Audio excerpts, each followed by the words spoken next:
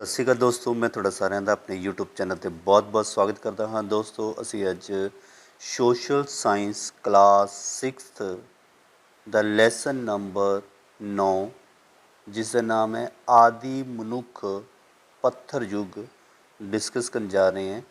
ਇਤਿਹਾਸ ਦਾ ਚੈਪਟਰ ਹੈ। ਤੋ ਫਰੈਂਡਸ, ਵੀਡੀਓ ਸ਼ੁਰੂ ਕਰਨ ਤੋਂ ਪਹਿਲਾਂ ਅਗਰ ਤੁਸੀਂ ਚੈਨਲ ਦੇ ਨਵੇਂ ਹੋ, ਅਜੇ ਤੱਕ ਚੈਨਲ ਨੂੰ ਸਬਸਕ੍ਰਾਈਬ ਨਹੀਂ ਕੀਤਾ ਤਾਂ ਪਲੀਜ਼ ਪਹਿਲਾਂ ਚੈਨਲ ਨੂੰ ਸਬਸਕ੍ਰਾਈਬ ਕਰੋ ਅਤੇ ਇਸ ਦੇ ਨਾਲ ਬੈਲ ਆਈਕਨ ਨੂੰ ਪ੍ਰੈਸ ਕਰੋ ਤਾਂ ਕਿ ਹਰ ਇਨਫੋਰਮੇਟਿਵ ਵੀਡੀਓ ਦਾ ਨੋਟੀਫਿਕੇਸ਼ਨ ਤੁਹਾਡੇ ਤੱਕ ਸਭ ਤੋਂ ਪਹਿਲਾਂ ਪਹੁੰਚ ਸਕੇ। ਅਗਰ ਤੁਹਾਨੂੰ ਵੀਡੀਓ ਅੱਛੀ ਲੱਗੇ, ਵੀਡੀਓ ਨੂੰ ਲਾਈਕ ਔਰ ਸ਼ੇਅਰ ਜ਼ਰੂਰ ਕਰਨਾ। ਤਾਂ ਇਸ ਦੇ ਨਾਲ ਹੀ ਸ਼ੁਰੂ ਕਰਦੇ ਹਾਂ ਜੀ। ਸੋਸ਼ਲ ਸਾਇੰਸ ਦਾ ਪਾਠ ਨੰਬਰ 9 ਇਤਿਹਾਸ ਭਾਗ ਹੈ ਔਰ ਲੈਸਨ ਦਾ ਨਾਮ ਹੈ ਆਦਿ ਮਨੁੱਖ ਪੱਥਰ ਯੁੱਗ।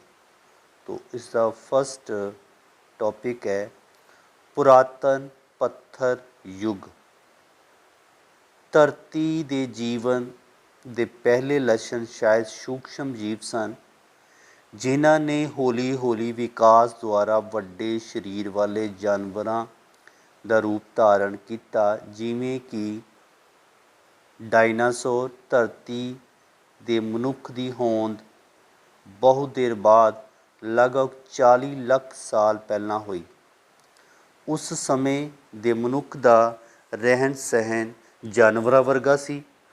ਉਸ ਨੂੰ ਜੀਵਨ ਦੀਆਂ ਮੁੱਖ ਜ਼ਰੂਰਤਾਂ ਨੂੰ ਸਮਝਣ ਵਿੱਚ ਹਜ਼ਾਰਾਂ ਸਾਲ ਲੱਗ ਗਏ।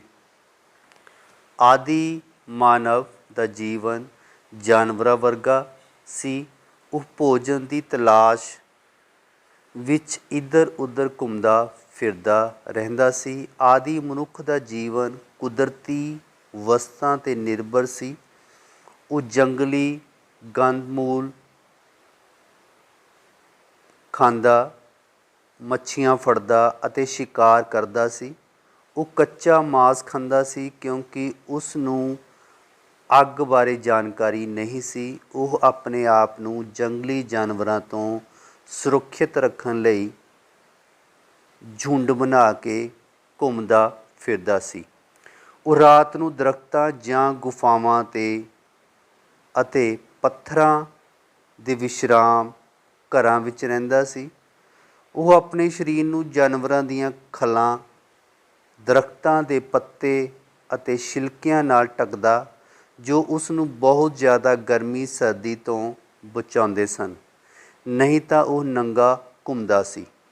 ਜਾਨਵਰਾਂ ਦਾ ਸ਼ਿਕਾਰ ਕਰਨ ਲਈ ਉਹ ਪੱਥਰਾਂ ਅਤੇ ਦਰੱਖਤਾਂ ਦੀਆਂ ਟਾਹਣੀਆਂ ਦੀ ਵਰਤੋਂ ਕਰਦਾ ਸੀ। ਇਸ ਯੁੱਗ ਦਾ ਮਨੁੱਖ ਸ਼ਿਕਾਰੀ ਅਤੇ ਖਾਦ ਸੰਗ੍ਰਾਹਕ ਦੇ ਨਾਮ ਨਾਲ ਜਾਣਿਆ ਜਾਂਦਾ ਸੀ।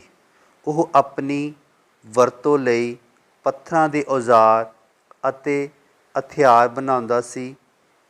ਇਹਨਾਂ ਵਿੱਚ ਕੁਹਾੜੀਆਂ, ਬਸਲੇ, ਭਾਲੇ, ਗੰਡਾਸੇ ਆਦਿ ਸ਼ਾਮਲ ਸਨ, ਜਿਨ੍ਹਾਂ ਨੂੰ ਉਸ ਦੁਆਰਾ ਸ਼ਿਕਾਰ ਕਰਨ ਲਈ ਵਰਤਿਆ ਜਾਂਦਾ ਸੀ।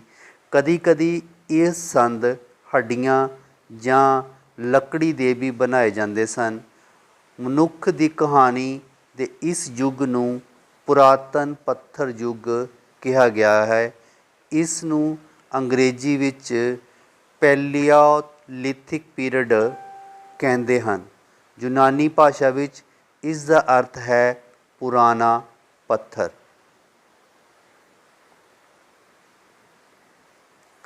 ਉਸ ਤੋਂ ਬਾਅਦ ਹੈ ਮੱਧ ਪੱਥਰ ਯੁੱਗ। ਪੁਰਾਤਨ ਪੱਥਰ ਯੁੱਗ ਦੇ ਬਾਅਦ ਮੱਧ ਪੱਥਰ ਯੁੱਗ ਆਇਆ। ਇਸ ਨੂੰ ਮੈਸੋਲੀਥਿਕ ਪੀਰੀਅਡ ਵੀ ਕਿਹਾ ਜਾਂਦਾ ਹੈ। ਇਸ ਯੁੱਗ ਵਿੱਚ ਮਨੁੱਖ ਦੇ ਜੀਵਨ ਪੱਧਰ ਵਿੱਚ ਕੁਝ ਉੱਨਤੀ ਹੋਈ।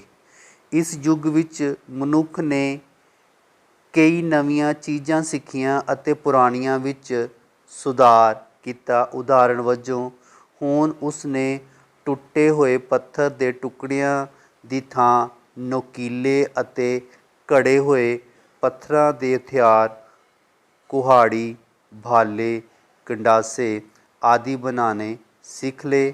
ਉਸ ਨੇ ਉਹਨਾਂ ਨੂੰ ਲੱਕੜੀ ਦੀ ਲੰਬੀ ਡੰਡੀ ਨਾਲ ਬੰਨ੍ਹ ਕੇ ਜ਼ਿਆਦਾ ਪ੍ਰਭਾਵਸ਼ਾਲੀ ਬਣਾਉਣਾ ਵੀ ਸਿੱਖ ਲਿਆ। ਉਸ ਨੂੰ ਇਸ ਗੱਲ ਦਾ ਵੀ ਪਤਾ ਲੱਗ ਗਿਆ ਕਿ ਅਨਾਜ ਨੂੰ ਕਾਫੀ ਲੰਬੇ ਸਮੇਂ ਤੱਕ ਇਕੱਠਾ ਕਰਕੇ ਰੱਖਿਆ ਜਾ ਸਕਦਾ ਹੈ। ਇਸ ਲਈ ਉਸ ਨੇ ਅਨਾਜ ਨੂੰ ਬਾਅਦ ਵਿੱਚ ਵਰਤਣ ਲਈ ਇਕੱਠਾ ਕਰਨਾ ਸ਼ੁਰੂ ਕਰ ਦਿੱਤਾ। ਗੁਫਾਵਾਂ ਅਤੇ ਪੱਥਰਾਂ ਦੇ ਵਿਸ਼ਰਾਮ ਕਰਨ ਤੋਂ ਇਲਾਵਾ ਮਨੁੱਖ ਨੇ ਹੌਲੀ ਹੌਲੀ ਲੱਕੜੀ, ਬਾਂਸ ਅਤੇ ਪੱਤਿਆਂ ਦੀਆਂ ਝੌਂਪੜੀਆਂ ਬਣਾਉਣੀਆਂ ਵੀ ਸਿੱਖ ਲਈਆਂ। ਸੰਭਵ ਹੈ ਕਿ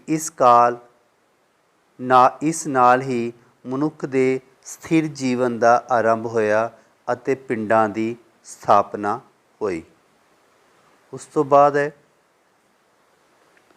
ਅੱਗ ਦੀ ਖੋਜ। ਮਨੁੱਖੀ ਸਭਿਅਤਾ ਦੇ ਵਿਕਾਸ ਵਿੱਚ ਅੱਗ ਦੀ ਖੋਜ ਮਨੁੱਖ ਦੀ ਇੱਕ ਮਹਾਨ ਪ੍ਰਾਪਤੀ ਸੀ। ਸੰਭਵ ਹੈ ਕਿ ਦੋ ਪੱਥਰਾਂ ਨੂੰ ਆਪਸ ਵਿੱਚ ਰਗੜਨ ਨਾਲ ਅੱਗ ਪੈਦਾ ਹੋਈ ਹੋਵੇ। ਇਸ ਨਾਲ ਮਨੁੱਖ ਨੇ ਅੱਗ ਬਾਲਣਾ ਅਤੇ ਭੋਜਨ ਪਕਾਉਣਾ ਸਿੱਖਿਆ।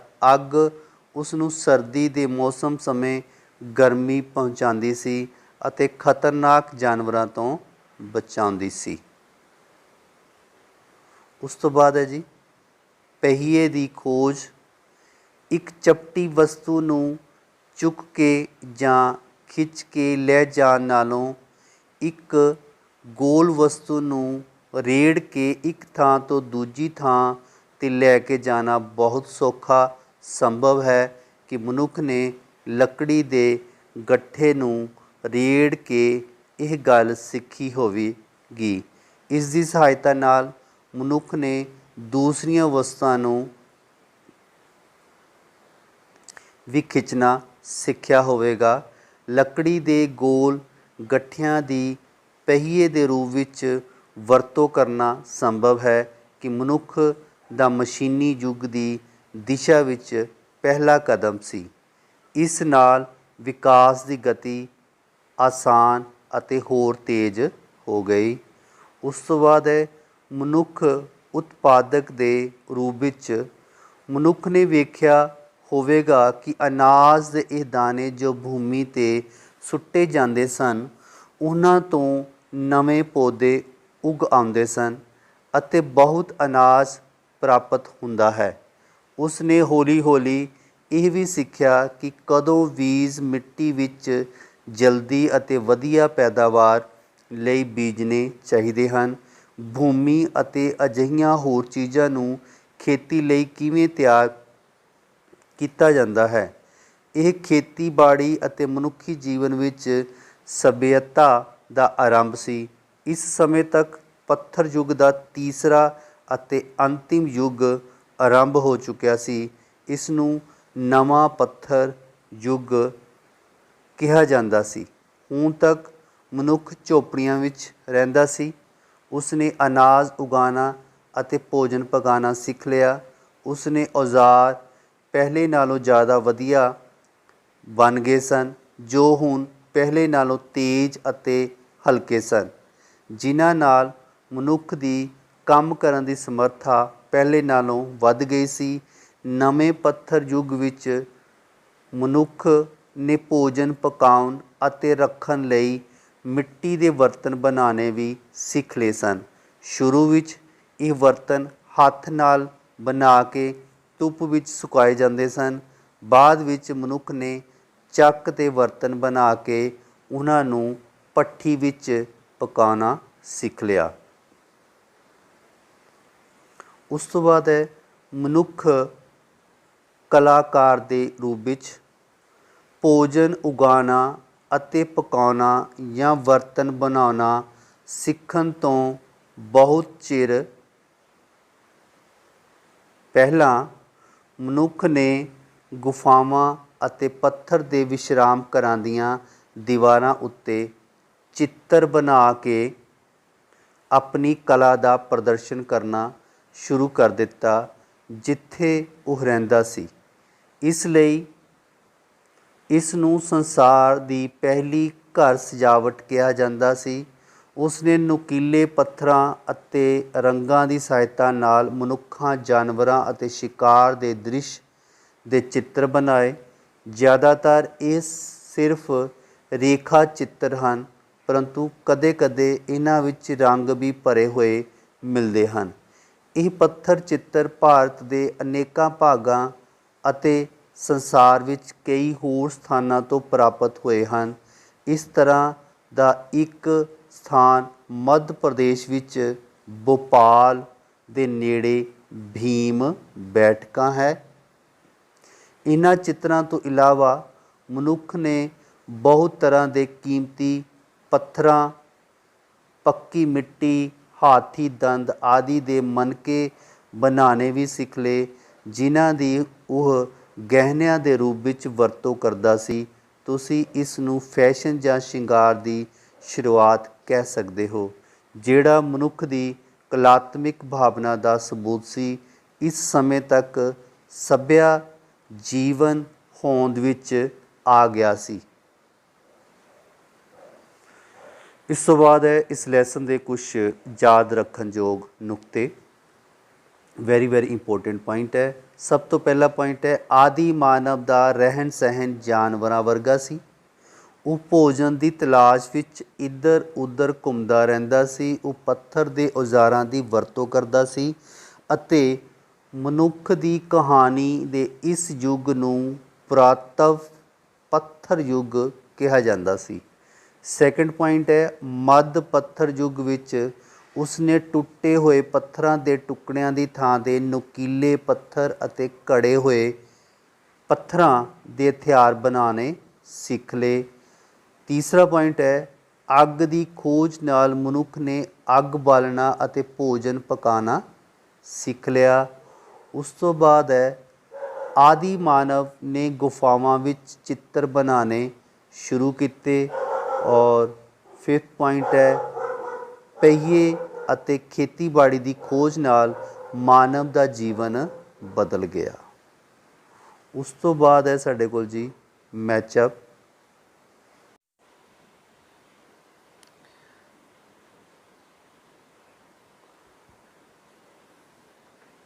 पहला पॉइंट है, पूर्व पत्थर युग, मैसोलिथिक पीरियड, भीमबेटका, शिकारी खाद संग्रहक, गुफा मानव, गुफा चित्रकारी, प्राचीन पत्थर युग ते मध्य पत्थर युग। ਹੁਣ ਅਸੀਂ ਇਸ ਦੇ ਕਰਦੇ ਹਾਂ ਮੈਚਿੰਗ। ਸਭ ਤੋਂ ਪਹਿਲਾਂ ਆ ਗਿਆ ਜੀ ਪੂਰਵ ਪੱਥਰ ਯੁੱਗ ਵਿੱਚ ਕੀ ਜਿਹੜਾ ਮਾਨਵ ਹੈ ਉਹ ਗੁਫਾਵਾਂ ਦੇ ਵਿੱਚ ਰਹਿੰਦਾ ਸੀ। ਉਸ ਤੋਂ ਬਾਅਦ ਆ ਗਿਆ ਮੈਸੋਲਿਥਿਕ ਪੀਰੀਅਡ, ਨੂੰ ਅਸੀਂ ਮੱਧ ਪੱਥਰ ਯੁੱਗ ਕਹਿੰਦੇ ਹਾਂ। ਮੈਸੋਲਿਥਿਕ ਪੀਰੀਅਡ ਨੂੰ ਮੱਧ ਪੱਥਰ ਯੁੱਗ। ਉਸ ਤੋਂ ਬਾਅਦ ਹੈ ਭੀਮ ਬੈਠਕਾਂ ਵਿੱਚ ਕੀ ਹੈ, ਗੁਫਾਵਾਂ ਦੇ ਵਿੱਚ ਚਿੱਤਰਕਾਰੀ ਜਿਹੜੀ ਮਿਲਦੀ ਹੈ, ਭੀਮ ਬੈਠਕਾਂ, ਜੋ ਕਿ ਮੱਧ ਪ੍ਰਦੇਸ਼ ਦੇ ਵਿੱਚ ਭੋਪਾਲ ਦੇ ਨੇੜੇ ਹੈ। ਉਸ ਤੋਂ ਨੈਕਸਟ ਹੈ ਸ਼ਿਕਾਰੀ ਖਾਦ ਸੰਗ੍ਰਹਿਕ, ਇਸ ਨੂੰ ਅਸੀਂ ਕਹਿੰਦੇ ਹਾਂ ਜੀ ਪ੍ਰਾਚੀਨ ਪੱਥਰ ਯੁੱਗ। ਉਸ ਸਮੇਂ ਜਿਹੜਾ ਮਨੁੱਖ ਹੈ ਸ਼ਿਕਾਰੀ ਹੀ ਅਤੇ ਮਾਸ ਖਾਂਦਾ ਸੀ, ਉਹਨੂੰ ਅਸੀਂ ਕਹਿੰਦੇ ਸ਼ਿਕਾਰੀ ਖਾਦ ਸੰਗ੍ਰਹਿਕ। ਉਸ ਤੋਂ ਬਾਅਦ ਹੈ ਹੇਠ ਲਿਖੇ ਵਾਕਾਂ ਵਿੱਚ ਸਹੀ ਅਤੇ ਗਲਤ ਦਾ ਨਿਸ਼ਾਨ ਲਗਾਓ। ਸਭ ਤੋਂ ਪਹਿਲਾਂ ਪੂਰਵ ਪੱਥਰ ਯੁੱਗ ਵਿੱਚ ਮਨੁੱਖ ਖੇਤੀ ਦੇ ਲਈ ਹਲ ਚਲਾਉਂਦਾ ਸੀ, ਨਹੀਂ ਹੈ ਜੀ, ਇਹ ਗਲਤ ਹੈ। ਉਸ ਤੋਂ ਬਾਅਦ ਹੈ ਅੱਗ ਦੀ ਖੋਜ ਇੱਕ ਵਿਗਿਆਨੀ ਨੇ ਕੀਤੀ, ਨਹੀਂ ਜੀ, ਇਹ ਵੀ ਗਲਤ ਹੈ। ਉਸ ਤੋਂ ਬਾਅਦ ਹੈ ਪੱਥਰ ਯੁੱਗ ਦੀ ਗੁਫਾ ਚਿੱਤਰਕਾਰੀ ਬਹੁਤ ਸਾਰੇ ਸਥਾਨਾਂ ਤੋਂ ਮਿਲੀ, ਇਹ ਪ੍ਰਸ਼ਨ ਠੀਕ ਹੈ ਜੀ। ਨਵ ਪੱਥਰ ਯੁੱਗ ਦਾ ਅਰਥ ਆਧੁਨਿਕ ਸਮਾਂ ਹੈ, ਨਹੀਂ ਹੈ ਜੀ। तो फ्रेंड्स, अगर थानू वीडियो अच्छी लगी तो वीडियो नू लाइक और शेयर जरूर करना। अगर तुसी इस चैनल ते नवे हो तो चैनल नू सबसक्राइब करना। धन्यवाद। जय हिंद।